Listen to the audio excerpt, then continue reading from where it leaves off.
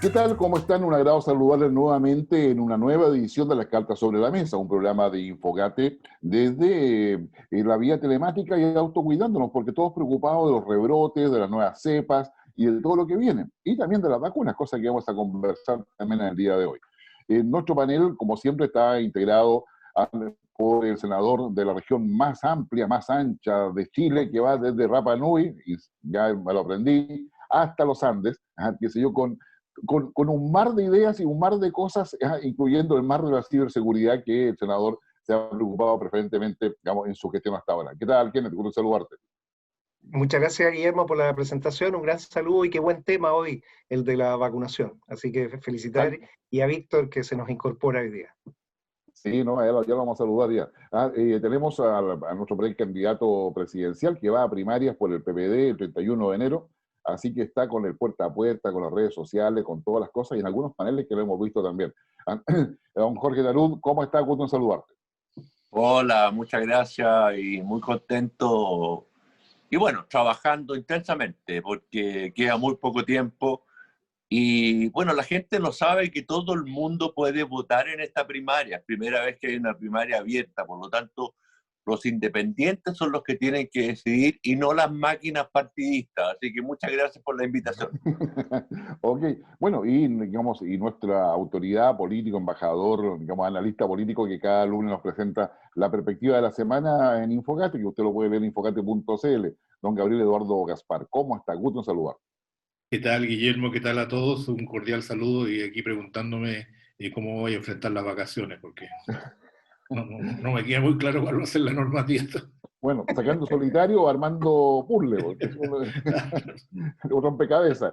Subiéndome al techo del edificio, claro. Claro, no, rompecabezas que ocupen toda la mesa del comedor, qué sé yo, no es mala idea. Ya, bueno, y nuestro invitado, que la verdad, que valga la pena presentarlo, don Víctor Marcelo Torres, diputado por la Democracia Cristiana, él es médico cirujano, pero además también es diputado, ha sido autoridad política, gobernador por San Antonio. Él es diputado por el distrito 7, que corresponde a la región de Valparaíso, y que en definitiva, que aunque sí, ha tenido una destacada participación, él es médico cirujano, así que, don Víctor, pero un agrado tenerte acá en las cartas sobre la mesa, muy bienvenido. Muchísimas gracias, Guillermo, por la invitación. Un agrado de poder estar con este panel también. Saludar a Gabriel Gaspar, a mi amigo Kenneth Piuk y también a mi querido amigo Jorge Tarut, que le deseo el mayor de los éxitos. Y un gusto.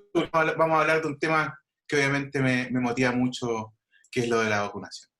Sí, permítame hacer solamente una introducción contextual para decirle a quienes nos están siguiendo. Este programa se transmite por nuestras diversas plataformas, en Facebook, YouTube, y los canales regionales que tienen a bien pasar nuestro programa. Y hoy día, que estamos grabando el día miércoles, un día miércoles que va a ser relevante porque no vamos a ver los resultados, pero se reúne el Congreso de Estados Unidos, se va a definir finalmente, bueno, el Congreso se reúne primero para poder validar la votación del colegio electoral en Estados Unidos, que fue el 15 de diciembre, si la memoria no me falla, 16 de diciembre, perdón. Y bueno, hay una serie de expectativas a este respecto. También vamos a ver los resultados de Georgia para saber si el Partido Demócrata tiene o no finalmente mayoría en el Senado, o al menos empate en el Senado, una cosa que le iría muy bien a Biden. Pero va a ser un día así, yo diría, complicado. Y en Chile estamos con todo el tema de las prepresidenciales, aporta probablemente un cambio de gabinete. Cristian Monkever estaría yendo del Ministerio de Secretaría de Gobierno, eventualmente para asumir la presidencia de Renovación Nacional, en una jugada de ajedrez, diría yo, dentro de todo eso. Mientras que la oposición está tratando de hacer una lista única, ya le preguntaremos a Víctor sobre eso, pero va a ser un fin de semana, y mientras usted vea este programa van a pasar muchas cosas que van a estar en la agenda política. Pero lo que nos convoca hoy día es el famoso tema de la vacuna. ¿Y cómo está todo este proceso? A todo esto recuerdo que todavía nos falta encuestas CEP, que debe salir la próxima semana seguramente. Ya, digamos, hay otras encuestas que también van a salir y que van a ser, yo diría así, la madre de las encuestas para saber cómo va todo esto. Empecemos con nuestro diputado. ¿Cómo se ve el panorama político desde la vacunación, pero también en la ADC? Porque la ADC está ahí, estamos peleando dentro de la unidad constituyente, una serie de cosas, y después le damos el pase a nuestro panelista. Bueno, son dos preguntas de ámbitos diferentes respecto de lo que es la ADC. Obviamente estamos en un proceso interno también, al igual que el PPD, el próximo 17 debiéramos tener elecciones para poder elegir nuestro candidato o candidata presidencial, o nuestro precandidato, que va a ser presentado obviamente también después en una primaria de la oposición, que yo espero sea lo más amplia posible. Y también se están tomando definiciones respecto de las candidaturas que deben ser inscritas el día lunes 11, tanto de alcaldes, concejales, como también candidatos constituyentes. Y ahí tenemos todavía una interrogante grande, que era una de las cosas que planteabas tú, Guillermo, en la introducción, respecto de cuál va a ser la conformación de los pactos, las listas. Yo personalmente soy de los que ha creído siempre, y a Jorge le consta aquello, de tender, digamos, al máximo unidad dentro de la oposición, una unidad amplia, digamos, ¿ya?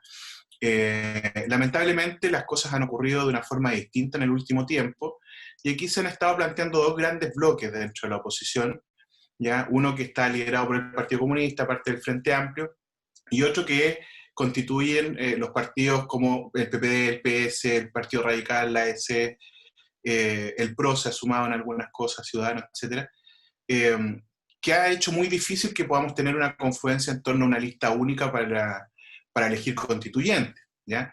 Esto básicamente también porque hay un problema espacial, ¿no? No solo político, ¿eh? Es muy difícil hacer coincidir tanta cantidad de partidos en cupos que son tan limitados. Imagínense el distrito con tres constituyentes que implican listas de 4, y es muy difícil ponerse de acuerdo entre tantos partidos. A diferencia de la derecha, que tiene menos cantidad de partidos y hace más fácil poder tener una conformación de lista única. Así que en ese sentido estamos con harto movimiento esta semana en la democracia cristiana.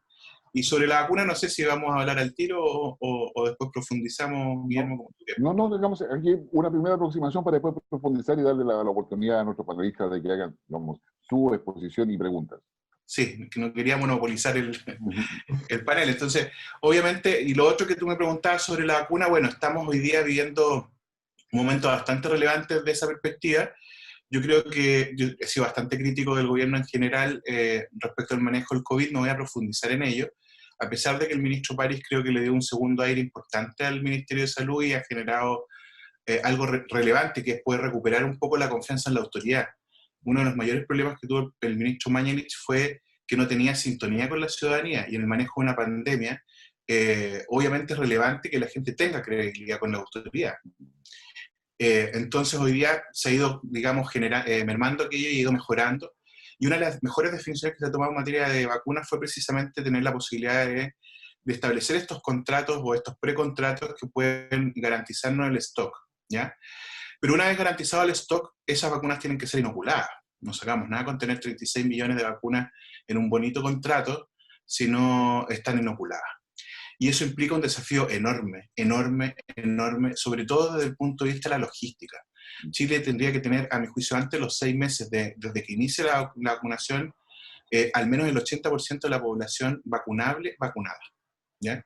De tal manera que podamos generar lo que se denomina inmunidad colectiva o inmunidad de rebaño. Se ha utilizado mucho el término de inmunidad de rebaño.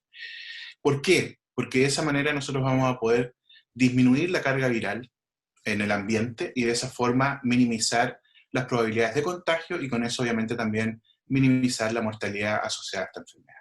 Eso en términos gruesos, desde allí que la se ha establecido esta propuesta, es una propuesta a debatir que se utiliza a través del artículo 32 del Código Sanitario, la atribución que tiene el presidente de establecer la obligatoriedad de vacunas, o a través de una modificación legal en el artículo 33 del Código Sanitario, incorporando en vacunas que ya son obligatorias la del COVID-19.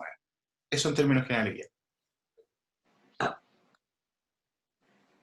¿Cómo se ve la situación, digamos, en el Senado? ¿Debería ser obligatoria la vacuna o debería ser voluntaria? ¿Cómo se ve el debate ahí? Mira, qué buen punto, Guillermo, porque este tema de la vacuna, y más que nada las redes sociales, se han generado movimientos antivacunas. Y yo creo que este es el primer problema que tenemos. O sea, tenemos que ser capaces de levantar conocimiento y explicarle a las personas qué significa el estar vacunado o no. De hecho, la vacuna te va a permitir, por ejemplo, si quieres salir del país, que te reciban en otro país. O sea, este es un tema no solo dentro de Chile, es un tema global. y hay que tomarlo de ese punto de vista. Yo llamo entonces a las personas a informarse qué significan las vacunas, qué es lo que han logrado las vacunas en el mundo, y tratar de despejar toda esta gente que con extrañas teorías de conspiración, tratando de desacreditarlo, y yo creo que donde hemos fallado es ahí. Entonces, a mí me preocupa, lo que sí, que es lo que tenemos que debatir, es que si uno hace algo obligatorio, estos grupos van a generar una fuerza tan fuerte y vamos a terminar en un conflicto innecesario.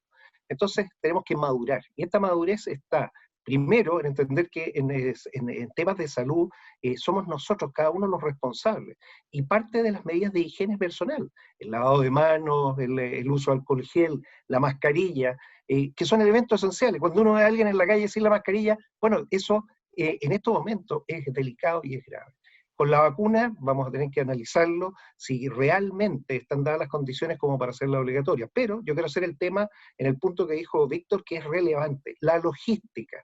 Tenemos que ser capaces de llegar con cadenas de frío a todo Chile en forma simultánea y generar una cantidad de vacunación diaria gigantesca. Y para esto se van a necesitar probablemente los aeropuertos. Vamos a tener que llegar con los aviones, los buses, probablemente acá, no sé, estoy hablando del aeropuerto en Concón, por ejemplo, y generar circuitos para vacunar grandes cantidades de personas. O sea, este es un temazo el que tenemos que ver. Por lo tanto, yo propongo, y esta es la propuesta, hagamos un esfuerzo más grande en comunicar qué significa esto, todo lo que eso conlleva, y profundicemos el esfuerzo en la logística para alcanzar, y no nos desgastemos en una pelea que la verdad es que se puede polarizar. Chile está polarizado, le vamos a agregar un elemento más de polarización. Avancemos en vacunación y tratemos las excepciones. Ese sería mi consejo, Guillermo. Gracias, Kenneth. Jorge, tú te vas a vacunar, ¿verdad? Me imagino que sí, o no, digamos, y si te vas a vacunar con la vacuna china. Pues ya, dado que fuiste embajadora ya, como te viste por esos lados, con un 74% de probabilidad que sí. Ya se vacunó, ya se vacunó. Tú, Guillermo, me estás poniendo en un problema diplomático muy serio con esa pregunta. Bueno, yo le he contado a mis queridos amigos panelistas que exactamente el día 4 de mayo yo le vendí la ampolleta en La Moneda, porque tengo experiencia en ese campo internacional y recomendé que se instruyera en ese minuto a nuestros embajadores en el Reino Unido, en Estados Unidos y en otros países para que ya tomen contacto con los laboratorios que estaban estudiando una vacuna. Supe después que sí, se me hizo caso y se le instruyó a los embajadores a hacer eso. Bueno, hoy día están llegando las primeras dosis, ¿ya? En pocas cantidades, todavía falta mucho. Ahora, evidentemente que las que científicamente están probadas, ¿no es cierto? Pfizer, Moderna, bueno, la China también está en fase 3 todavía, entonces la verdad es que hay que ver. Ahora ellos ya están vacunando en China, en todo caso. Pero de ahí a hacerla obligatoria, la verdad es que yo le diría a Víctor, mira, ¿tú me obligarías a vacunarme con la Sputnik, por ejemplo? Que además se le pone un nombre político, ¿no es cierto? Porque la ex Unión Soviética con los Sputnik, o sea, ellos están jugando a la política con esto.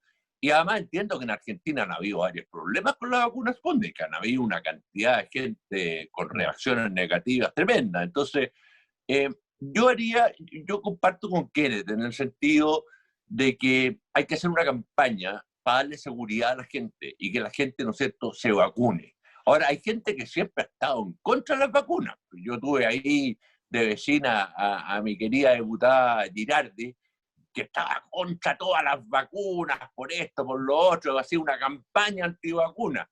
Bueno, eso es lo que tenemos que revertir, darle confianza a la gente. Pero también yo diría con las vacunas que ya están probadas, ¿no es cierto?, aprobadas por los científicos, no por los políticos, ¿ya? Por los científicos, por los que saben, por los expertos. Yo me iría por ese camino, ¿ya? Y hacer una campaña de vacunación. Ahora, yo creo que es muy optimista el gobierno cuando dice que en marzo vamos a tener 5 millones de personas vacunadas. Yo vi como ya hace tiempo en el Reino Unido, ¿no es cierto?, en Alemania, estaban preparando centros de vacunación especiales, es decir, para no atochar además los propios hospitales. Prepararon centros de vacunación en diferentes barrios ¿no es cierto? Y bueno, en el Reino Unido ya deben ir más o menos en 1,5 millones vacunados. Estados Unidos creo que ya está llegando a los 4 millones de personas vacunadas. Claro que con respecto a la población no es nada todavía. Pero yo me iría por ese camino, una campaña fuerte, pero también el gobierno tiene que ejercer más influencia para recibir las dosis antes. Y ahí hay un juego político, lo conozco, y ese juego político el gobierno tiene que jugarlo, ¿ya? Tiene que jugarlo, ¿no es cierto?, para que adelanten los compromisos de vacuna que han hecho con los acuerdos con Chile.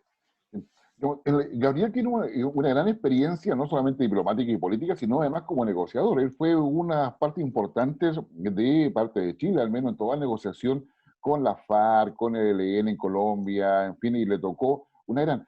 Digamos, por lo tanto, yo le diría a Gabriel, bueno, con todo esto que hemos escuchado, lo que ha dicho Víctor, lo que ha dicho Jorge, lo que ha dicho Kenneth, ¿cómo queda el análisis? ¿Cómo enfrentamos esta situación como país? Yo diría que lo primero es ordenar la propia casa. Una casa desordenada no se puede. Lo segundo es precisar, yo tengo matiz respecto al tema de que Chile esté polarizado, en este tema por lo menos. Porque, por ejemplo, también se decía que estábamos polarizados por el plebiscito, pero fue 80-20, entonces eso no es polarización. Eso es una enorme mayoría. Y en términos que intuyo por todo lo que recibo, que la población lo que quiere es seguridad y quiere vacunarse. Habrán algunos fundamentalistas, digamos, que no quieren, y harán campaña, por eso me parece parte de la democracia, a lo mejor. Pero lo que me preocupa es lo que se han señalado todos, que es la capacidad de organizar y prever y tener los materiales. Doy un ejemplo. Durante este fin de año viene mucha gente, algunos logran venir, y hay una ciudadana chilena israelí que me contó en estos mismos días, mira, me dijo, me acaban de avisar de mi consultorio en Israel que tengo que ir el 1 de marzo a vacunarme a tal parte. O sea, con 2 meses y medio le avisaron. Eso es organización. Eso es un Estado serio. Entonces, tiene otras cosas muy feas el Estado de Israel, pero esa parte me parece que funciona bien. Entonces, yo me preocupo, y aquí mezclo todo, discúlpemela, porque creo que estamos en un remanso a comienzos de año, porque está el 10%, segundo 10% con platita en la mano, está la vida más bonita, vinieron las fiestas, se dan permisos de vacaciones, difusos, pero por lo menos abre una perspectiva. Entonces, hay una distensión por estos días. Salvo la competencia electoral de las distintas competencias que hay. Me preocupa marzo, porque la convergencia de aquí a marzo, de varios procesos, por ejemplo, si no llegan todas las vacunas que se necesitan de aquí a marzo, y no solo que lleguen, como dice Kenneth, además se inoculan. Si la población siente que esto fue un show al comienzo y que al final llegamos con unos pocos miles de vacunas más, peor. Si el 10% de esa altura ya se va a haber agotado. Entonces, ¿qué vamos a ir por un tercer 10%? ¿Y qué pasa con esas personas que se van a quedar que ya no tienen fondos para su jubilación? Obviamente se la van a encargar al Estado nuevamente. Entonces, marzo puede ser una tormenta perfecta y sin lugar a duda que obviamente todo proceso electoral traen necesidades de discrepar y de diferenciarse. Entonces, la buena convivencia también se nos va a empezar a deteriorar. Todo eso puede confluir en marzo. Frente a eso, la única fórmula es escuchar a la población, hablarle con franqueza, no tratar de sacar la ventaja del día. Y no es precisamente lo que yo veo en nuestras autoridades, porque esto ya es responsabilidad de las autoridades. Y por eso digo, me preocupa marzo, y ojalá me equivoque. Sí, la verdad que, bueno, el escenario está bastante complejo. En esa perspectiva, Víctor, digamos, hay vacunas que tienen distinto origen, digamos, y tú probablemente has estado, bueno, estás en la Comisión de Salud, has tenido acceso a mucha información, pero da la impresión que la gente no sabe cuál es la diferencia entre una y otra vacuna, ¿ya? Y si la vacuna que le van a colocar a disposición para inocularlos es la adecuada o no, porque son diferentes fases, y a mí me da la impresión que el gobierno acá carece todavía de una buena información a la ciudadanía. ¿ya? Porque finalmente nos estamos informando por lo que pasa en Europa, por lo que pasa en otros países, pero no necesariamente por la información que sea sólida y creíble de parte de acá.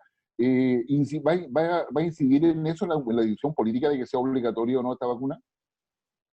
Sí, mire, la verdad es que voy a responder primero lo de la obligatoriedad y después voy a entrar a lo que tú me estás planteando, Guillermo, que es importante. La discusión de obligatoriedad o no respecto a las vacunas es bastante antigua en Chile. Se remonta a fines del siglo XIX, cuando se empieza a debatir la discusión, cuando se empieza a debatir respecto, perdón, de la vacunación de la antiviruela, ¿no? El primer proyecto de ley que se presenta de obligatoriedad es de Ramón Allende Padín, el abuelo de Salvador Allende, el año 1877, que fue rechazado por el Congreso. Después hubo un segundo intento por parte del presidente Balmaceda, y lo recalco porque Balmaceda era un presidente liberal. Y una de las dificultades que veía en el debate era respecto de la incidencia de las libertades individuales. El proyecto fue rechazado en el Parlamento y el presidente, mediante decreto, establece obligatoriedad de la vacuna contra la viruela. Años después, Chile quedó completamente liberado de la viruela. Se radicó en nuestro país, bueno, y en el mundo. Y posteriormente, ya en el siglo XX, existe esta modificación al Código Sanitario que establece algunas vacunas que son obligatorias. Nuestro programa de inmunización en niños es un programa obligatorio. Obligatoriedad concebida en el contexto de una democracia liberal. No estamos hablando de que nadie vaya a ir con militares a la casa a ponerte una vacuna, ¿no? Por otro lado, cuando tú viajas a Brasil, por ejemplo, te obligan a ponerte la vacuna por una enfermedad endémica de Brasil. Y así en otros países, ¿no? Que también te obligan por enfermedades endémicas, de tal manera que podamos evitar transmisibilidad. ¿Qué quiero decir con esto? Que la obligatoriedad como concepto no es algo ni nuevo, ni tampoco es algo extraño, sobre todo desde la perspectiva sanitaria y entendiendo el rol del Estado en la protección de salud de las personas, ¿ya? Segundo, la obligatoriedad no es la panacea, evidentemente, ¿no? La obligatoriedad nos permite llegar a un elemento más, sobre todo si está asociado, por ejemplo, a la autorización respecto a la movilidad de las personas. Si hoy día tenemos movilidad restringida, aquellas personas que quieran asistir a determinados lugares, espacios, tendrán que tener la vacuna y si no, no van a poder hacerlo. Si no, no sacas nada con vacunarte y tener un carnet que la gente va a guardar de recuerdo, lo va a votar, ¿ya? Y nunca vamos a tener claridad respecto a quién se ha vacunado o no, si no está asociado a algo, algún impedimento, alguna sanción determinada, como por ejemplo la autorización más libre de movilización. Obviamente respecto a los tipos de vacuna, y antes de eso, como yo digo que no es la panacea y un elemento más, vuelvo a reiterar, campañas informativas, y en eso coincido plenamente con Kenneth, no son excluyentes. La población tiene que saber realmente de qué estamos hablando cuando hablamos de vacuna COVID. Hay que combatir la ignorancia con conocimiento. Y aquí las fake news y todas las campañas que se han hecho realmente han sido muy dañinas, ¿ya? Yo recibo mensajes brutales, ¿ya? Respecto de lo que, sobre todo los movimientos antivacuna que están, no sé, hay una serie de movimientos que lo que hacen en definitiva a través de teorías conspiranoicas, establecer, digamos, o tratar de divulgar ignorancia. Tenemos terraplanistas, tenemos antivacunas, una serie de grupos que en definitiva han dificultado mucho la entrega de información seria. Y no tenemos una contraparte que hoy día esté entregando información real. Por eso que la credibilidad respecto de la autoridad sanitaria es tan clave. Tenemos que tener un ministro creíble para que la gente pueda asumir que esa información es real. Y por suerte París ha ido en eso, ha mejorado, digamos, este punto desde la autoridad sanitaria. Y la logística, yo la voy a volver a repetir porque una de las mayores preocupaciones, con obligatoriedad o no, es si vamos a ser capaces de poner la cantidad de vacunas que se requieren para tener el 80% de la población lo antes posible. Porque si esta vacuna tiene una duración o una inmunidad de 6 meses, nos podemos terminar echando la cola si nos demoramos más de 6 meses, porque vamos aumentando en inmunidad individual, vamos sumando gente, pero cuando vayamos sumando, si nos extendemos mucho en el tiempo, van a ir perdiendo los que primero vacunamos la inmunidad. Por lo tanto, no vamos a llegar nunca al 80%. Tiene que ser en un plazo acotado. Y Gabriel da el ejemplo de Israel, que es uno de los ejemplos a seguir, digamos, ¿no? Israel tiene una alta tasa de vacunación al día de hoy, mientras nosotros estamos llegando con vacunas a goteo. Entonces, hay que ser muy responsable en ese sentido. Yo felicito al gobierno, por lo menos desde el punto de vista de los precontratos que tiene, pero lo que decía al principio, si estas vacunas no llegan, obviamente que no sacamos nada con tener bonitos contratos porque tenemos que tenerlas inoculadas. Y sobre el tipo de vacuna, claro, obviamente que hay mucha desinformación, lo decía recién, porque hay distintos tipos de vacunas, ¿ya? Y de hecho ahora una de las teorías que ha salido es que las vacunas RNA mensajeros son vacunas transgénicas, que en definitiva lo que están haciendo es trasladar información genética que se nos inyecta. No. Realmente la creatividad ha dado para mucho. Y claro, las vacunas RNA mensajeros lo que hacen es establecer una señal de inmunidad. Por lo tanto, sin tener que tener el virus ni inactivo, virus atenuado, como se utilizaban muchas otras vacunas, tú entregas la información que hace que tus células repliquen, en definitiva, células del sistema inmune específicas para la infección, y por lo tanto que tu propio cuerpo pueda enfrentar el virus. Entonces, hay distintos tipos de distintos tipos de vacunas, ¿ya? Como les decía recién, vectores virales no replicantes, hay virus bioatenuados, virus muertos, estas RNA mensajeros, unas que son con 2 dosis, otras que son de 1 dosis, otras que requieren cadena de hiperfrío, como la Pfizer, otras que solo requieren cadena de frío.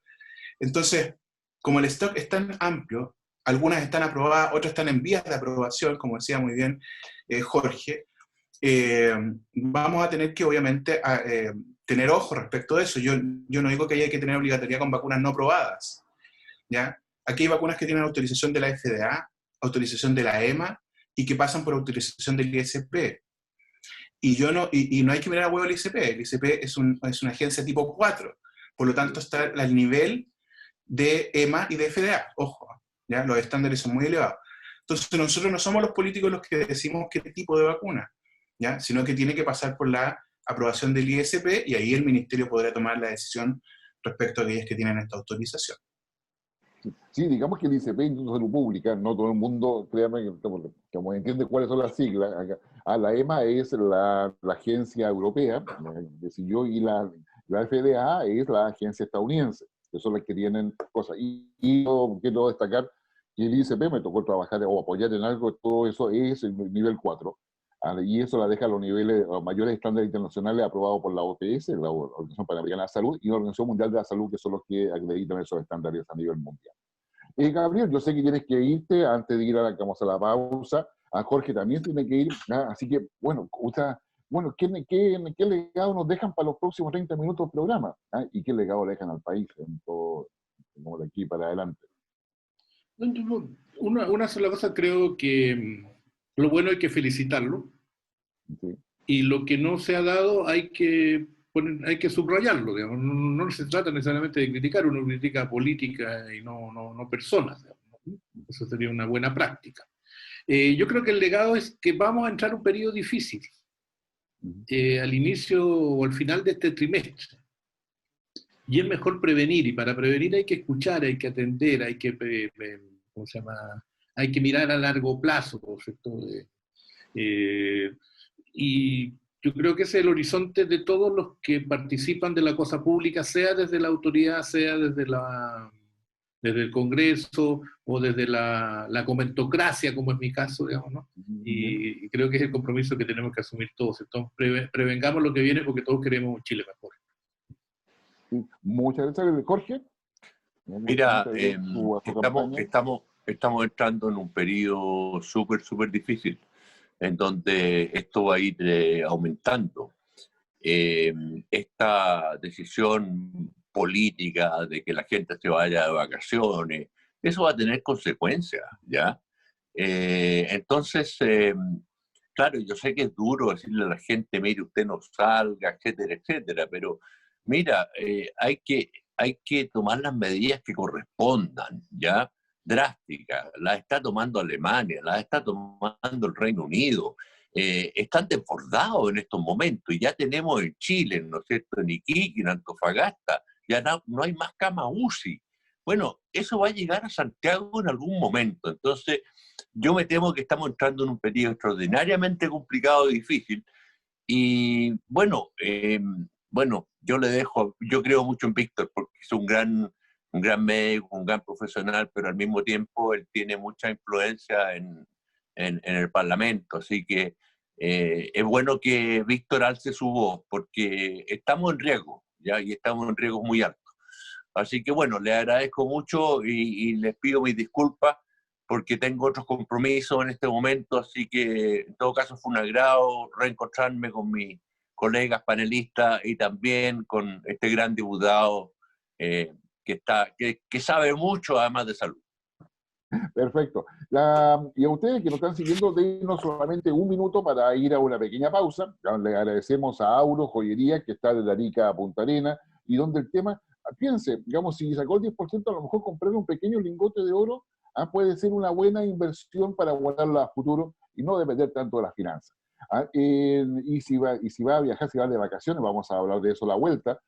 Que si yo, Toto te viene toda la cantidad de maleta y todo lo demás. Así que yo, Toto tiene toda una línea especial para candidatos, por si acaso, Jorge. Digamos que si yo para poder llevar digamos, los programas, todas las cosas, así que Toto te puede ayudar en todo ello. Bueno, vamos y volvemos. No se vayan, por favor, las cartas sobre la mesa.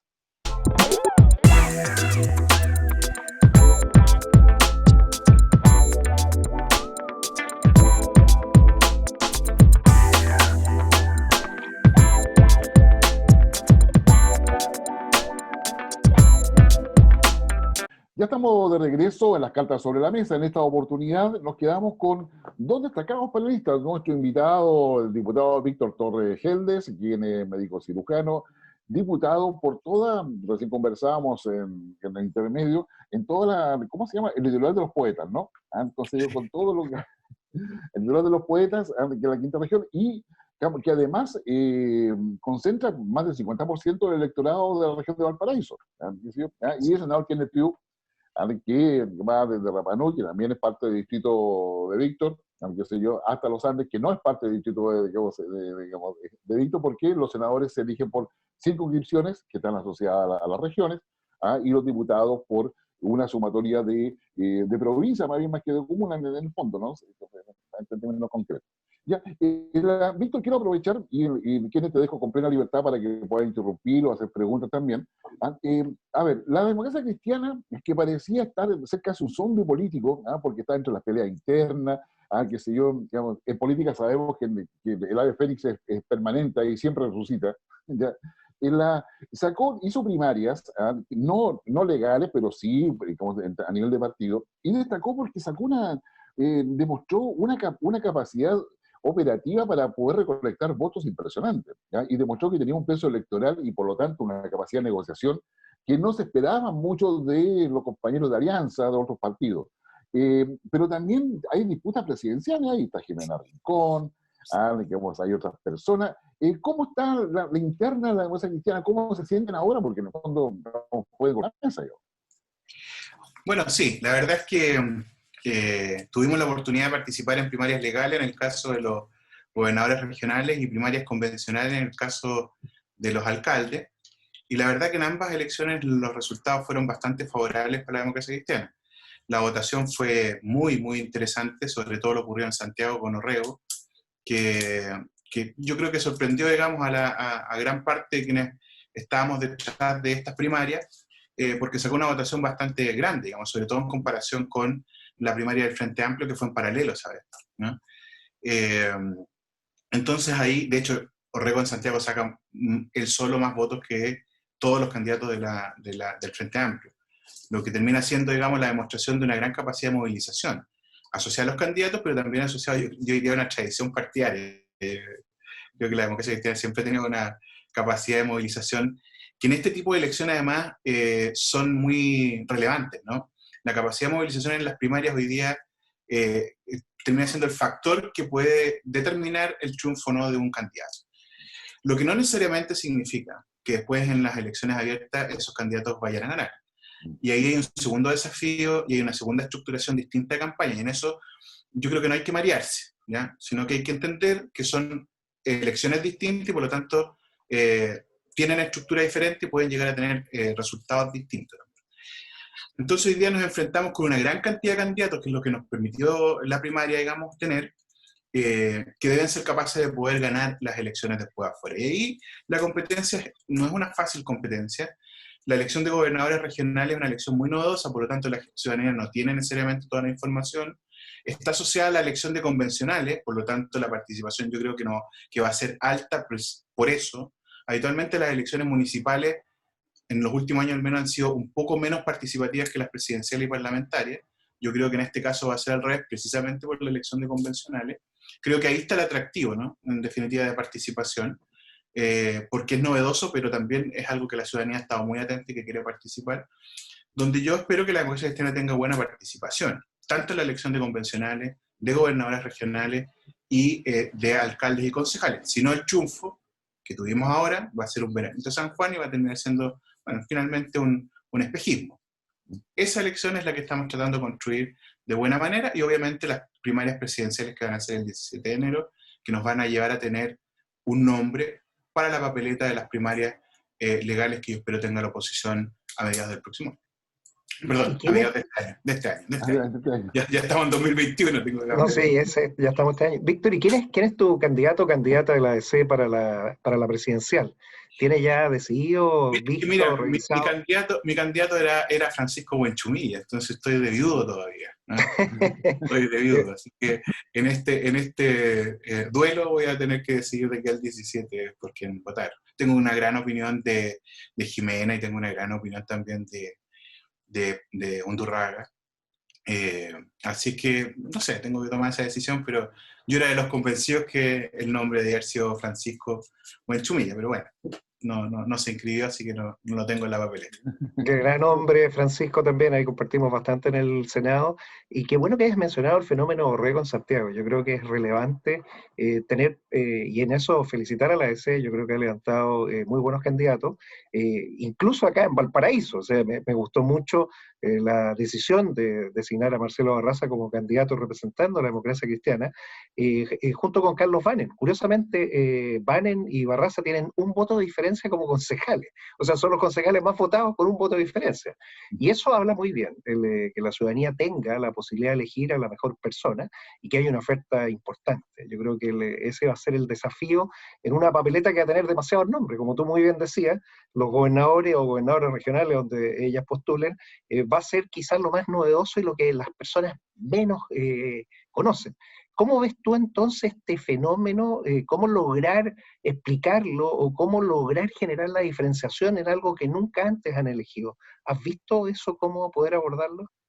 Bueno, eso es parte de las complejidades, porque entre que vamos a tener muchos votos por muchas elecciones, algunos, insisto, yo creo que la elección de convencionales va a ser la que atrae a la gente a ir a votar, pero después te vas a encontrar con varias papeletas con muchos nombres, con una gran cantidad de listas. En el caso de los convencionales va a haber una gran dispersión de votos en el mundo independiente que nos establece lo que tú planteas muy bien, la diferenciación. O sea, la gente va a ver independiente, chuta, pues ¿quién voto, qué representa cada uno? En algún momento discutimos cuando se dio la ley que los independientes pudieran estar asociados a alguna idea, alguna cosa que permitiera que hubiese esa diferenciación. Yo creo que ahí va a haber una complejidad grande y no sé qué tan efectiva va a ser la capacidad de campaña que tengan los candidatos. Entonces, esa dispersión yo creo que va a terminar beneficiando a los partidos tradicionales. La gente al final va a terminar buscando, salvo que tengas un independiente con mucho renombre, ¿ya? Que se puede llevar a una gran cantidad de votación, va a terminar ante la incertidumbre votando por los partidos tradicionales. Entonces eso genera incertidumbre respecto del resultado, más aún en el caso de los convencionales, que tiene una estructura distinta a las parlamentarias. Tenemos el mismo territorio de los diputados, pero tenemos en este caso escaños reservados que van sobre los 155, no son adicionales. Ahí hay una distorsión, digamos, en términos del resultado, y lo que implica la paridad, que también va a generar una distorsión. Distorsión me refiero a la cantidad de votos versus quien ingresa, no me refiero a otra cosa.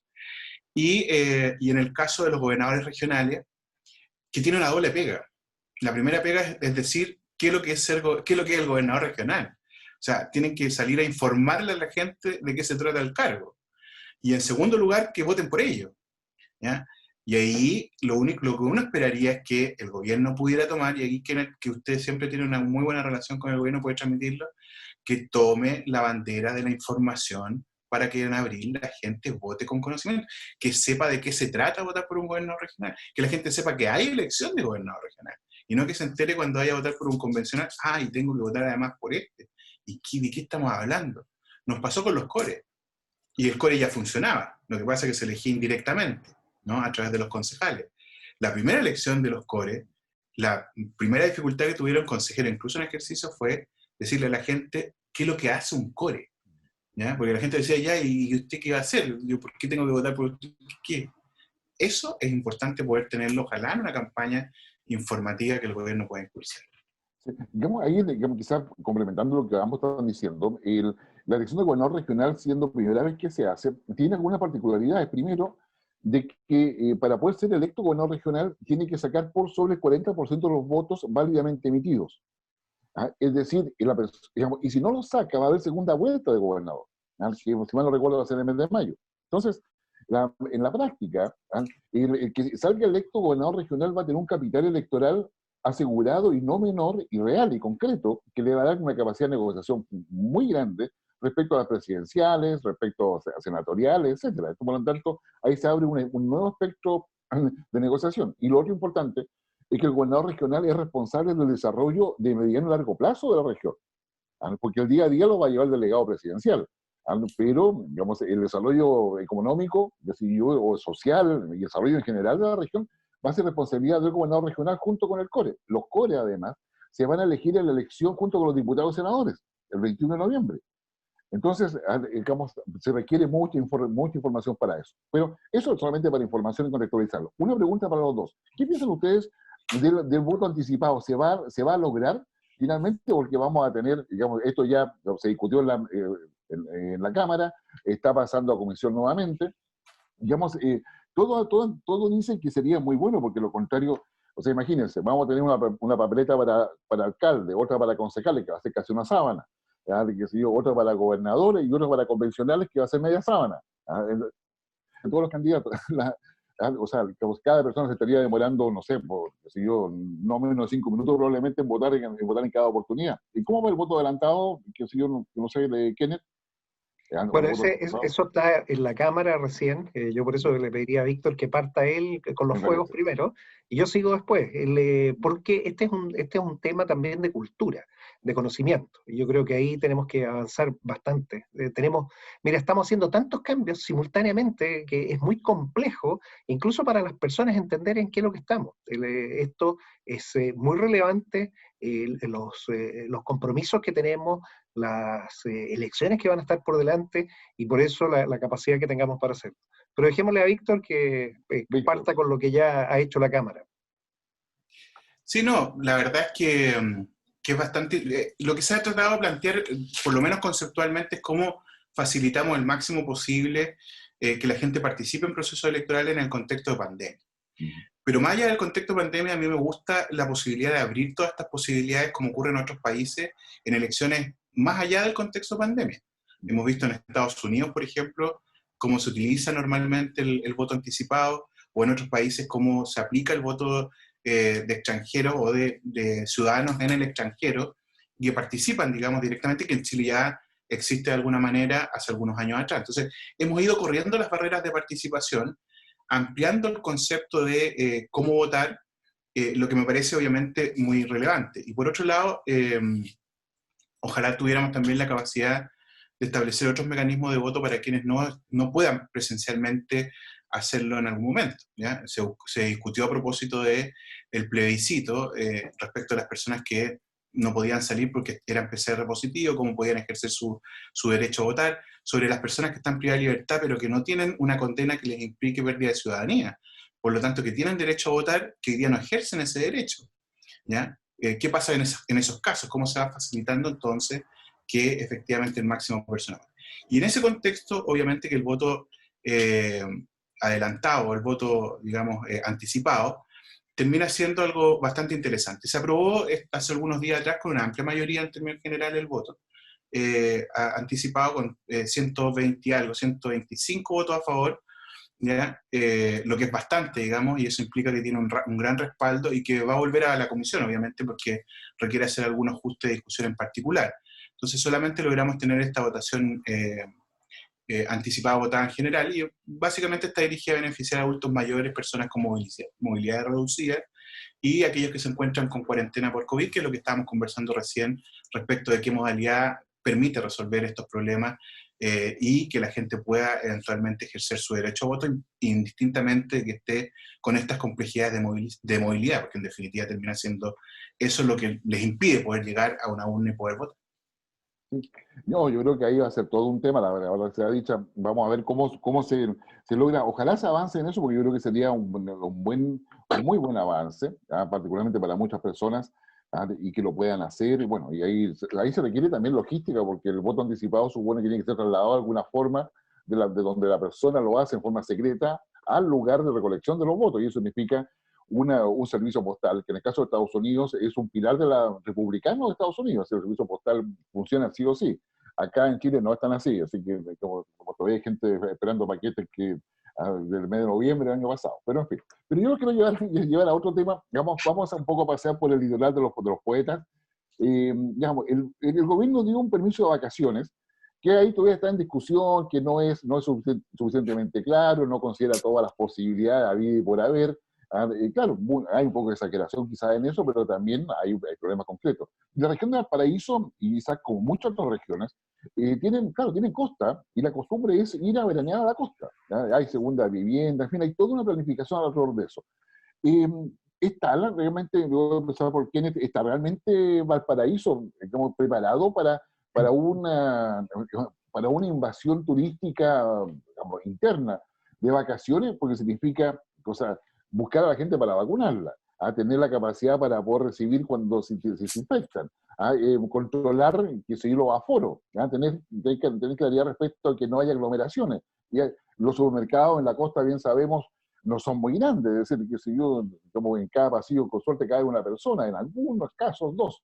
Pero, ¿cómo se ve eso? Porque, bueno, aquí tuvimos al Seremi de Salud en algún minuto, en unos programas atrás. ¿Cómo se ve la situación, Kenneth, en la región? Mira, se ve complicada y especialmente en las comunas más pequeñas. El caso Algarrobo yo siempre lo pongo en comparación porque Algarrobo tiene el mismo tamaño que Rapa Nui y Le Pascua, o sea, son así de pequeñitos, tienen la misma población. Y esto para entender que es como una islita, o sea, llevar una cantidad de gente que desborda las capacidades. Cuando una comuna que tiene 10.000 personas recibe 4.000 personas, que es lo que tiene en estos momentos, lo que dice el alcalde Yáñez, y no tiene ningún fiscalizador, bueno, ¿cómo lo va a enfrentar? Entonces, este es un tema también práctico de logística y de capacidad de control. ¿Qué es lo que nosotros necesitamos? Reglas claras, pero hacer cumplir las reglas. Y las reglas claras son todos los temas sanitarios, de la forma que se tienen que comportar las personas, los distanciamientos. Y eso no lo vemos. Y no hay capacidad para controlar. Entonces, cuando tú no tienes capacidad para controlar todo esto, ¿cómo lo vas a hacer? Es muy sencillo y simple decir, ya, demos permisos, tratemos de buscar una figura, una fórmula, pero las personas efectivamente van a ser capaces de cumplir todas estas normas y además en ciertos lugares que ni siquiera le ponemos límite. Fíjate que, ¿y por qué puse el ejemplo de Rapa Nui y La Pascua? Porque, dado que tiene una excepción constitucional, se puede restringir en la residencia, en la permanencia, y por eso hay una ley migratoria que la gente tiene que informar dónde se va a alojar y se recibe una cierta cantidad de personas y después tienen que salir. Bueno, las comunas pequeñas no tienen eso, o sea, si todo el mundo quisiera ir a esa comuna colapsa. Entonces, aquí no solo es un tema de tener un permiso, sino que también un proceso. Y el proceso es cupos, cantidades máximas, cuánto es lo que efectivamente puede alguien recibir. Y una vez sobrepasado, bueno, no se puede entrar. O sea, esto es mucho más delicado de lo que creemos. Por lo pronto, la idea es que las personas entiendan que uno es necesario hacer vacaciones. Aquí hay un tema de salud mental que se nos está también generando muy grande. La pandemia ha causado estragos económicos, sociales, pero también angustia, problemas médicos asociados a la salud mental. Entonces, vacaciones se tienen que tomar, pero también de forma responsable. Y los que puedan y que tengan la posibilidad de ir a lugares que estén en los pasos que corresponden. O sea, tampoco se puede ir a cualquier lugar, que ojalá lo hagan de esa manera. En Europa se habla de la burbuja de turismo.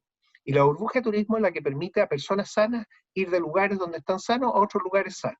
Y eso está muy bien, no hay ningún problema.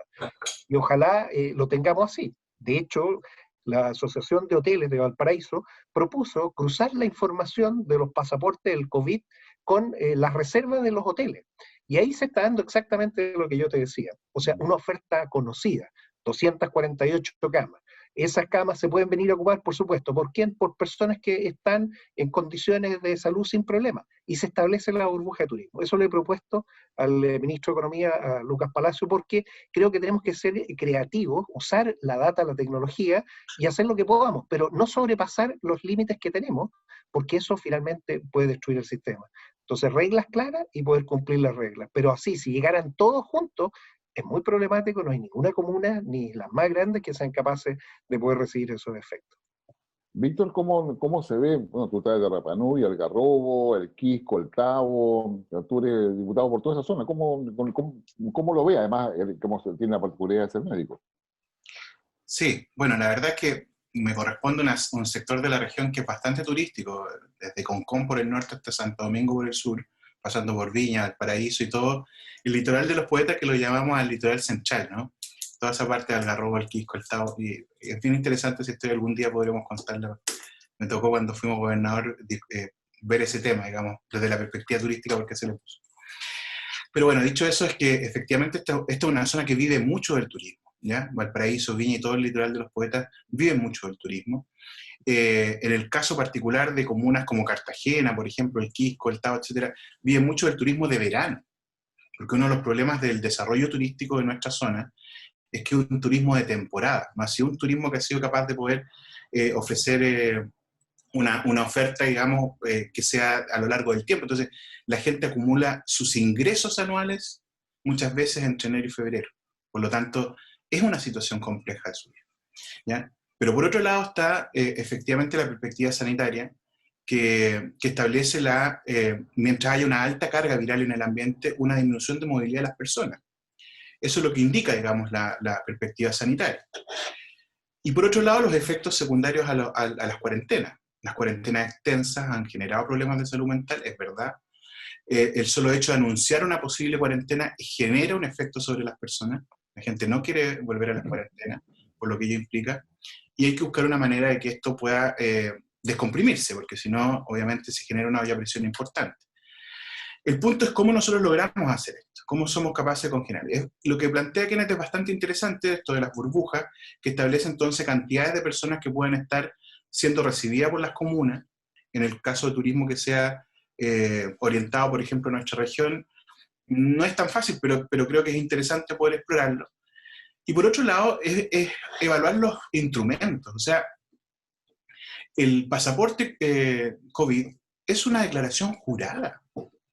Es una declaración jurada. Entonces, tú dices, ¿cuál es la validez desde el punto de vista de la certeza que te entrega eso? Que esa persona ha hecho una declaración jurada sin tener idea si está contagiado o no, solamente si es que ha tenido síntomas, decirlo, declararlo, ¿ya? Y si eso realmente va a tener alguna implicancia en disminuir los contactos, porque estamos hablando de que con estos permisos se aumenta la movilidad en las comunas costeras. Entonces, yo exploraría otros mecanismos. Yo exigiría, por ejemplo, lo que se exige para ingresar a Chile, digamos, ¿no? PCR que 72 tenga horas. PCR 72 horas antes. Sí. Hay un elemento objetivo. Si tú tienes PCR 72 horas antes, se te entrega entonces el permiso para poder movilizarte entre una comuna de fase 2 a otra. Además te permite la pesquisa, ¿no? Porque tú vas a buscar activamente a todas las personas que se van a movilizar que se hagan el PCR y que efectivamente tengamos una información que sea más concreta, ¿no? Y de esa manera sí vamos a tener un poco más de certeza. Entonces, eso sería la idea de estas burbujas de turismo, que me parece bien lo que dice Kenneth, con PCR positivo 72 horas antes, ¿ya? Si no, el pasaporte, insisto, no tiene ninguna eficacia desde el punto de vista real. Esa, Guillermo, es política pública 2.0.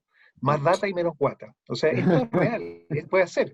Porque uno, mira, se están haciendo 20.000 y se pueden hacer más PCR diarias, 40.000 sin problema, y esto estimula a que efectivamente podamos revisar y a sectores que no se han chequeado, no han tenido la oportunidad. Entonces, ¿qué mejor que planificar? Las vacaciones se planifican, no son espontáneas, y se hacen las PCR, estupendo, de la data, y con eso se le generan los pasaportes internos de verdad. Y sabemos además los aforos de las comunas. Mira, ¿sabe qué más tanto? ¿Sabe? Se completó la comuna, espere a tener la reserva disponible. Funciona entonces la MIPYME, que es fundamental, la gente que tiene esas camitas que están esperando que alguien llegue y que también se están cuidando y han cumplido. O sea, si todos cumplen, esto funciona bien, pero es organizarnos. Entonces, a eso yo llamo, al entender este fenómeno, a usar la tecnología que tenemos y a cumplir las normas. Si definimos reglas claras y las hacemos cumplir, esto puede funcionar. No, yo creo que sí, es importante. Una consulta, como, no sé si cuál de usted me puede responder, pero para el 2021 ¿se mantienen los fondos extraordinarios que se le dio al Ministerio de Salud para combatir el COVID-19? Porque hay varias comunas que, digamos, el Ministerio de Salud está despidiendo gente porque los contratos vencían el 31 de diciembre y son la gente que estaban justamente, digamos, conteniendo, digamos, todos los contagios a nivel, y yo creo que a nivel comunal es fundamental, porque tú mencionabas que faltan fiscalizadores, pero estamos hablando de fiscalizadores del Ministerio de Salud, o sea, no me parece que lleguemos a que los balnearios estén llenos de Fuerzas Armadas controlando, cuando son otros organismos del Estado los que deberían estar ahí. O sea, no sé qué me pueden decir, como cada uno de ustedes. Mira, lo primero, recursos hay, y eso es lo que tenemos que entender. La ley de presupuesto que aprobamos trae un 8% más de recursos para el Estado. Tenemos un acuerdo político que ya se firmó, salió publicado en el Diario Oficial el 14 de diciembre, por 12.000 millones de dólares para incluso reactivar, o sea, no solo hacernos cargo, sino que también en este proceso hacer obras para poder además reactivar, contratar personas. ¿Dónde está el problema? Es la incapacidad que tiene el Estado para hacer uso de estos recursos. Es más fácil de repente comprar algo que contratar a alguien. Y es un absurdo, ¿no? Dice, pero ¿cómo? Si son los mismos, el mismo dinero, o sea, pero nuevamente la indemnización, la forma en que llegan los presupuestos, la forma en que se va rindiendo, los tipos de contratos que tiene el Estado, la gente que dispone, y ahí es donde empieza a fallar. O sea, el Estado es una máquina muy grande que para poder moverse y articularse necesita tiempo, es un poco lento, le cuesta, pero no tenemos que tener temor. Y yo llamo a dos cosas. Uno, a las comunas, a hacer presente todos los requerimientos, los requerimientos completos de fiscalizadores, de personas, de gente, para poder darles máxima prioridad. Yo ahí coincido con Ken. Hay un presupuesto que se logró aumentar.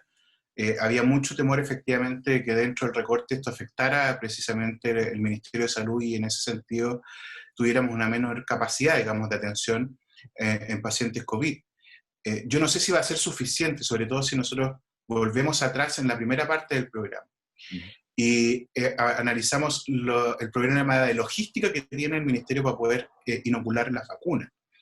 Entonces hoy día, claro, puedes decir, han disminuido las atenciones, van a volver a aumentar, porque ahora viene la segunda ola, vemos el caso del hospital de Curicó, que ya está colapsado, donde ya se están empezando a utilizar las camas y están empezando a llegar al 100% de tasa de ocupación, camas críticas, etcétera, etcétera. Entonces vamos a volver a lo que ya fue, lo que vivimos, ¿no? En términos de requerimientos de atención, con todas las implicancias que eso tiene respecto de todas las otras patologías no COVID, ¿ya? Tuvimos un pequeño veranito de San Juan donde pudimos empezar a resolver otros problemas sanitarios, pero eso nos deja un tremendo desafío sobre todo el ámbito no COVID y cómo vamos a resolver sanitariamente eso. Pero volviendo a esto, es que yo espero que este aumento de presupuesto también sea utilizado para poder establecer logística de vacuna, no solo la compra, ¿ya? Y que sea ojalá bien organizado. Vamos a requerir una cantidad de manos que inoculen enormes, profesionales. Yo creo que vamos a tener que recurrir a estudiantes de último año de medicina, de enfermería, de TENS, capacitarlos rápidamente. No es algo muy complejo, digamos, pero una pequeña capacitación que les permita quedar en forma para poder inocular bien estas vacunas, manejarlas bien, que no afecte la cadena frío, etc. Y empezar a sacar gente a la calle, ¿eh? A poder empezar a colocar vacunas, porque si no, no vamos a cumplir los plazos. Insisto, si la vacuna tiene una inmunidad de 6 meses, nos va a pillar la cola, etcétera, etcétera, etcétera. Entonces, se va a requerir, obviamente, recursos, ¿ya? No solo porque, claro, puedes tener un grupo de voluntarios, pero también ello implica gastos, aunque sean voluntarios, ¿no? Porque tienes que alimentarlos, trasladarlos, etcétera. O sea, todo esto es que no tenemos idea cómo lo está planificando el MinSal. Nosotros recién el martes vamos a tener una reunión con el Ministerio. El ministro nos ha planteado incluso que algunas partes puedan ser secretas porque involucra la seguridad del Estado, según lo que él nos ha planteado, pero vamos a poder recién conocer bien el plan de vacunación.